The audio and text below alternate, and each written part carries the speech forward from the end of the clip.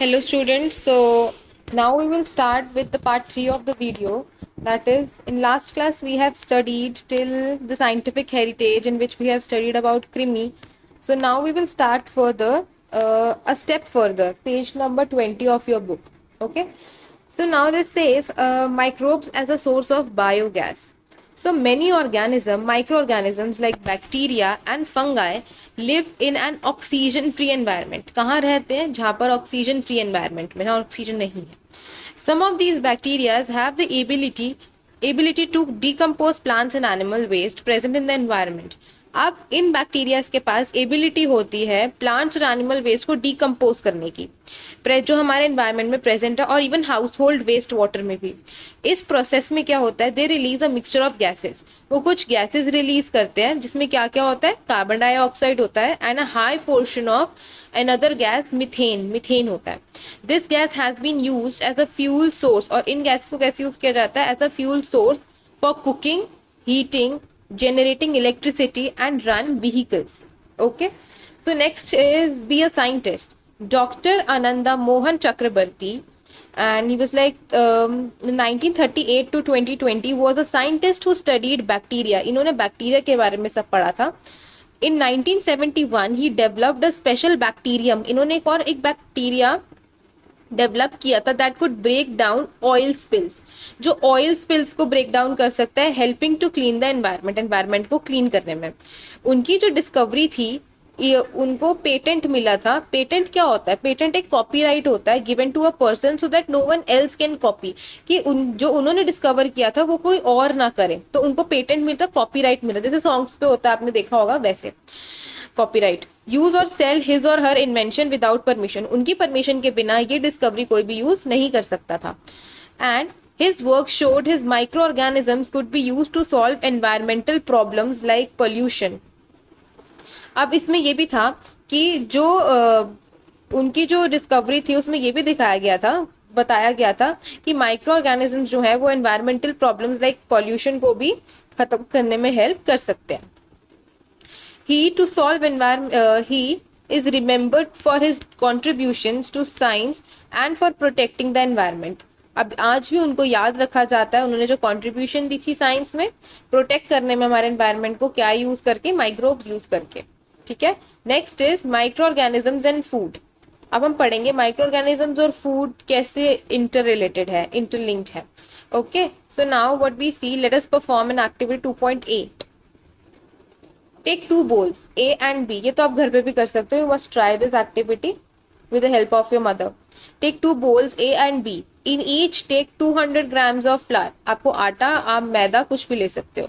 Add a pinch of sugar in it. और आपको थोड़ी सी उसमें शुगर डालनी है. Now in bowl A add a small amount of yeast powder and mix it well with the flour. And in B, do not add any yeast so that we can compare the results of the two bowls. ताकि हम दोनों को compare कर सके. एक में आपको east डालना है, एक में आपको ईस्ट नहीं डालना है. आप क्या करना है? आपको फ्लोर को नीड करना है. जैसे आटा गूंदते हैं, आपको उसको गूंदना है. Knead the flour with two bowls with warm water to make soft dough. आपको डो बनाना है और थोड़ा वार्म वाटर के साथ गूंदना है उसको. Cover the dough with the damp cloth. एक क्लॉथ से उसको कवर कर देना है. Keep it in a warm place. Observe both the bowls after 4 to 5 hours. 4 से 5 घंटे बाद आपको वो दोनों बोल्स को कंपेयर करना है, देखना है, ऑब्जर्व करना है. Did you find any change in the volume, smell, texture of the dough. क्या आपको कोई चेंजेस दिख रहे हैं उसमें, वॉल्यूम में, स्मेल में, टेक्सचर में डो के? If not, leave the dough for some more time. अगर आपको कुछ चेंज नहीं दिख रहा तो डो को थोड़ी देर और छोड़ दो वहीं पे. ठीक है. After some time you may notice that the dough in bowl A where the yeast was added has risen. वो थोड़ा सा फूल गया होगा, फ्लफी हो गया होगा, और उसकी डिफरेंट स्मेल हो गई होगी compare to the kneaded dough without yeast. अगर आप दोनों डो को कंपेयर करोगे तो आपको पता लगेगा कि एक तो उनकी स्मेल में भी डिफरेंस है और उनकी वॉल्यूम में भी डिफरेंस है. ठीक है. Why did we add sugar and warm water to the flour. हमने क्यों ऐड किया था? एक ईस्ट जो है, yeast is a type of microorganism. एक माइक्रो ऑर्गेनिज्म है और it belongs to a group of microorganisms called fungi. तो फंगाई के ग्रुप में आता है ये हमारा ईस्ट. ईस्ट क्यों हमने वार्म वाटर इसलिए लाया था क्योंकि ईस्ट जो है वो वार्म कंडीशन में ही ग्रो करता है. You may recall from chapter life processes animals in grade 7 that like other organism east also respire. East भी सांस लेता है, रिस्पायर करता है और ब्रेक डाउन करता है फूड को और एनर्जी रिलीज करता है for the growth and carry out this life process. तो during this process carbon dioxide release होती है जो हमारे डो को बबल्स फॉर्म करती है और फ्लफी बनाती है, सॉफ्ट और फ्लफी बनाती है हमारे डो को, which gives the dough a slightly different smell. This special property of yeast is used in the process of making breads बनाने में यूज होता है, cakes बनाने में यूज होता है और many more things. In addition to yeast, some bacteria such as lactobacillus bacteria जो है वो भी फर्मेंटेशन में हेल्प करता है, लाइक वो इडली बैटर में होता है, डोसा बैटर में होता है, इवन भटूरा बनाने में भी हेल्प करता है। Okay, so next is activity 2.9, let us prepare. So take two small glass bowls, label it with A and B.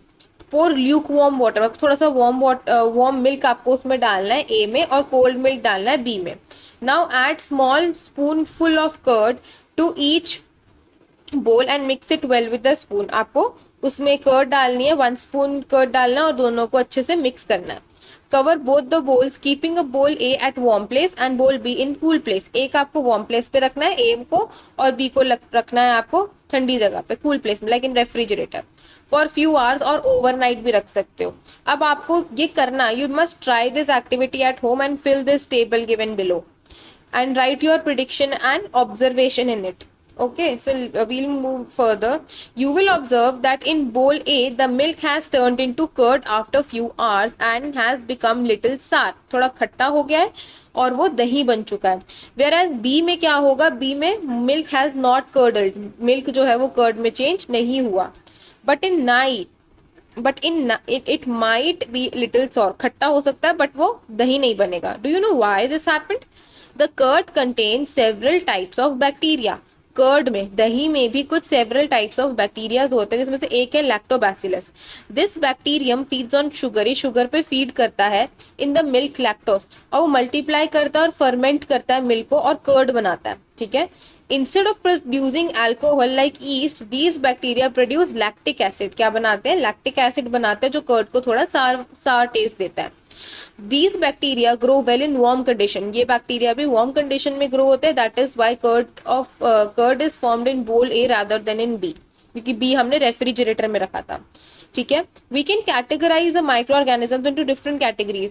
हम microorganisms को अलग अलग categories में categorize कर सकते हैं, like such as protozoa, fungi, bacteria, some algae and many more. Some bacteria such as rhizobium आपने even class 7 में भी पढ़ा था rhizobium बैक्टीरिया के बारे में कि वो लेग्यूम्स में होता है, नाइट्रोजन फिक्सेशन में हेल्प करता है। ठीक है, अगर आपको याद हो तो। Now we'll read.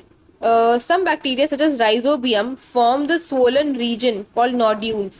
क्या बनाते हैं, नोड्यूल्स बनाते हैं, and live in them as shown in figure 2.12। देखो यहाँ पर ये आपको सोलन रीजन दिख रहा होगा, ये क्या है, ये नोड्यूल्स बनाते हैं। ठीक है, रूट्स में nodules, and roots of certain legumes such as beans and peas and lentils have root nodules. इनमें root nodules होते हैं जहां पर rhizobium बैक्टीरिया होता है। ये बैक्टीरिया क्या करता है, दीज बैक्टीरिया ट्रैप नाइट्रोजन, ये नाइट्रोजन को ट्रैप करता है फ्रॉम द एयर और उसको यूजफुल बनाता है फॉर द प्लांट्स। जैसे ह्यूमन बींग्स को ग्रोथ के लिए क्या चाहिए होता है, प्रोटीन चाहिए होता है, वैसे प्लांट्स को क्या चाहिए होता है, नाइट्रोजन चाहिए होता है। ठीक है, this helps plants grow better without chemical fertilisers, और ये प्लांट्स को हेल्प करता है बिना केमिकल फर्टिलाइजर्स के यूज करे बेटर ग्रो होने में। That is why farmer grow legumes, इसलिए फार्मर ज्यादा लेग्यूम्स ग्रो करते हैं। Crop rotation, while rotation with the other crop, this naturally increases the nitrogen intake of the soil and keeps it healthy for the next crop, और उसलिए उसको healthy रखता है soil को भी for the next yield. Amazing micro algae tiny helpers in water, अब इसके बारे में पढ़ेंगे हम। Micro algae are microscopic plant like organisms, बहुत छोटे होते हैं, माइक्रोस्कोप से ही देख सकते हैं उसको। Organism that live in water, soil, air and even on trees, कहाँ कहाँ रहते हैं, वाटर में, सॉइल में, एयर में और ट्रीज पे भी होते हैं। They make their own food using sunlight, अपना खाना खुद बनाते हैं सनलाइट की हेल्प से। While doing this they also release oxygen and produce more than half of the earth's oxygen supply. Very important, oxygen release करते हैं और प्रोड्यूस करते हैं more than half of the earth's oxygen supply. Clear, they are rich in nutrients, nutrient rich होता है। Serve as food source for many aquatic animals, some like spirulina, chlorella and diatoms. ये तीन है, are also used by humans as health supplements and medicine. ये हम तीनों चीजें health supplements में यूज करते हैं, मेडिसिन की फॉर्म में यूज करते हैं। Micro algae also help in cleaning water and are use as make biofuel. However, pollution, climate change, and habitat destruction are threatening microalgal diversity in abundance. It is important to conserve these tiny organisms. बहुत जरूरी है इनको conserve करना, क्योंकि industrial waste हमारा सीधा aquatic life में जाता है, एक्वेटिक एरिया में जाता है, पानी में रिलीज कर देते हैं। तो उससे क्या हो रहा है, हमारी एक्वेटिक लाइफ डिस्टर्ब हो रही है। एक्वेटिक लाइफ डिस्टर्ब हो रही है का मतलब क्या है, ये जो माइक्रो टाइनी ऑर्गेनिजम्स है ये मर रहे हैं, डिस्ट्रक्ट हो रहे हैं, थ्रेटनिंग है इनके लिए। तो अगर ये नहीं होंगे तो बहुत चीजें, हमारा बैलेंस हिल जाएगा एनवायरमेंट में। So it is important to conserve these tiny microorganism to protect the environment and maintain oxygen balance on earth. इसी से तो हमारा ऑक्सीजन बैलेंस होगा एनवायरमेंट में, ठीक है। Next, ever heard of, now we will read this box. Spirulina a micro algae is called super food because of its health benefits. इसको super food बोला जाता है क्योंकि इसके बहुत सारे हेल्थ बेनिफिट्स हैं। Spirulina is a good source of vitamin B12। तो ये विटामिन B12 का गुड सोर्स है which is essential for our body, हमारी बॉडी के लिए बहुत नीड जरूरी है। It has a lot of protein, more than 60% of its body weight. इसमें बहुत ज्यादा प्रोटीन पाया जाता है। And only a small amount of fat and sugar, fat और शुगर बहुत कम होता है। Nowadays farming of spirulina is becoming a feasible livelihood opportunity. You can grow spirulina easily by following these steps. आप अपने घर में भी इसको ग्रो कर सकते हो, बस ये छोटे छोटे से स्टेप्स फॉलो करके, थोड़े से स्टेप्स फॉलो करके। Set a clear glass tank in a bright place away from direct sunlight. Bright place होनी चाहिए लेकिन सनलाइट नहीं होनी, सनलाइट से थोड़ा दूर, डायरेक्ट सनलाइट नहीं पहुंचनी चाहिए। Cover the tank with a shade net, shade net से उसको कवर कर दो। Keep the tank at a place with moderate temperature condition. ना ज्यादा गर्मी होनी चाहिए ना ज्यादा सर्दी होनी चाहिए, बहुत ठंडा भी नहीं होना चाहिए बहुत गर्म भी नहीं होना चाहिए, तो मॉडरेट होना चाहिए कंडीशन। अब आपको टैंक को पॉन्ड वाटर से फिल करना है, ठीक है। उसमें स्पाइरुलिना कलेक्ट करके पॉन्ड से वो डालने हैं।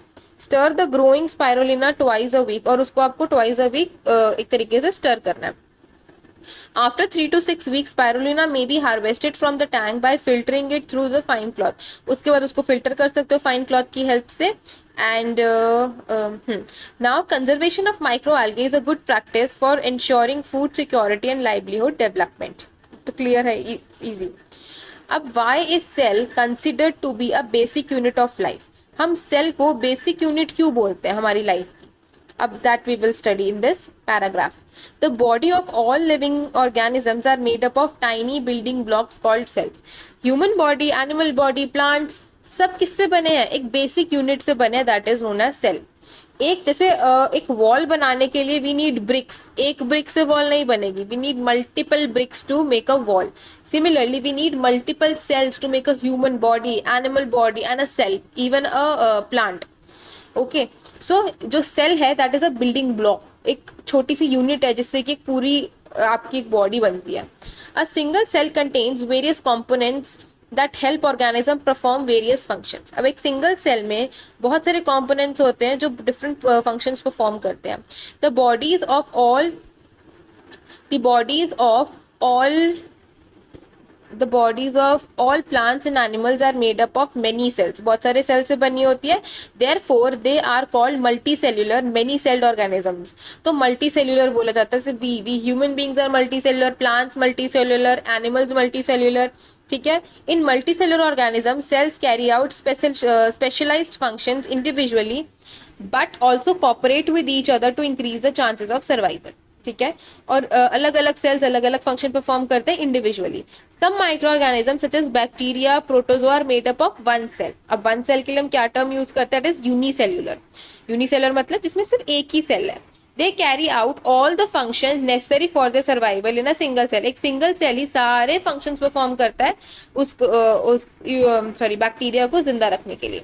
Other microbes like algae, fungi are made up of one or more sales. अब जो एल्गे और फंगाई है ये एक और एक से ज्यादा सेल से बने हो सकते हैं। For example, east is a unicellular fungus while mould is multicellular fungus. अब दोनों अलग अलग है तो ईस्ट भी एक फंगस है, ईस्ट एक मल्टी सेलुलर फंगस है, और मोल्ड भी फंगस है लेकिन मोल्ड मल्टी सेलुलर है, ठीक है। तो ये डिफरेंस है, जरूरी नहीं है सारे फंगस ही मल्टी सेलुलर है यूनिसेलुलर होंगे, सबका अपना अपना फंक्शन है। Clear?